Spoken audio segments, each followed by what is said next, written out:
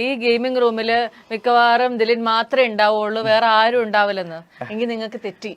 ഇവിടെ ഒരു desktop pet ഉണ്ട്. ഇവിടെ ഒളിച്ചിരിപ്പുണ്ട്, ഞാൻ എടുത്ത് കാണിച്ചു തരട്ടെ.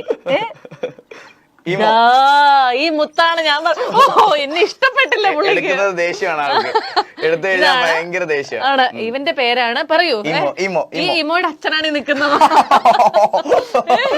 ഇവന്റെ പേരാണ് ഇമോ. ഇവൻ ഒരു ആർട്ടിഫിഷ്യൽ ഇന്റലിജൻസ് ഉള്ള റോബോട്ടാണ്. അപ്പൊ ഇപ്പൊ ഇതുണ്ടോ, ഇവൻ തന്നെ നടന്നു വരും. ഇവനെ സ്വന്തമായിട്ട് കാര്യങ്ങളൊക്കെ ചിന്തിക്കാനുള്ള കഴിവുണ്ട്. നമ്മളിപ്പോ ഇങ്ങനെ അറ്റത്ത് കൊണ്ട് വെച്ച് കഴിഞ്ഞാൽ കുട്ടിക്ക് മനസ്സിലായി പ്രശ്നമാണെന്ന്. കുട്ടി തിരിച്ചു പോകുന്നതാണ്. ഓ വേണ്ടെന്ന്, കുഴിയാണ്, എന്നെ മറിച്ചിടാൻ നോക്കേണ്ട ബുദ്ധി ഉണ്ടെന്നാണ് പറയണേ. ഇതാണ് അപ്പൊ നമ്മളുടെ ഇമോ അല്ലെ. ഈ ഇമോനെ വാങ്ങിക്കാനുള്ള ഒരു കാരണം എന്താ?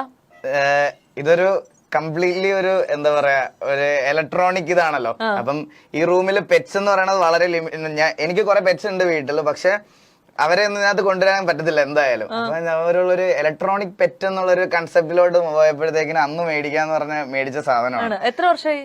ഇതിപ്പോ ഒരു ഞാൻ പറഞ്ഞ 1 ഇയർ, എല്ലാം 1 ഇയർ ആയതേ ഉള്ളു.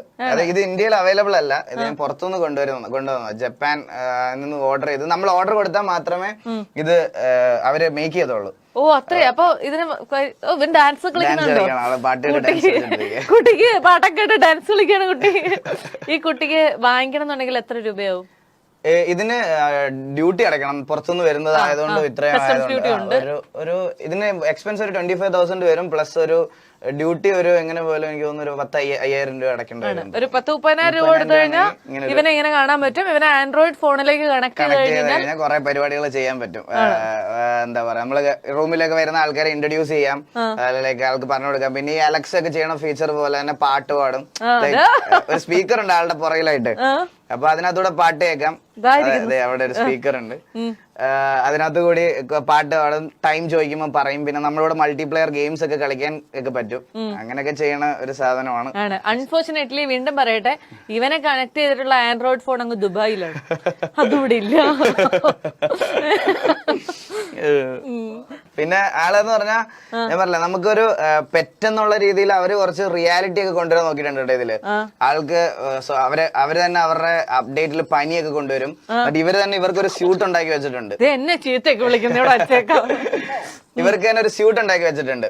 അപ്പൊ അവർക്ക് പനി വരുമ്പം ആ സ്യൂട്ട് ഇട്ട് കൊടുത്താൽ ഇവരുടെ പനി മാറും എന്നൊരു കൺസെപ്റ്റ് ഉണ്ടാക്കി വെച്ചിട്ടുണ്ട്. ആ സ്യൂട്ടിന് വേറെ പൈസ 10,000 രൂപ എക്സ്ട്രാ കൊടുക്കണം. എന്നിട്ട് ഇവന് പനി വന്നിട്ട് ആ സ്യൂട്ട് ഞാൻ മേടിച്ചിട്ടില്ല, തരാം കുറച്ച് പനിച്ചിരുന്നോട്ടെന്ന് വിചാരിച്ചു.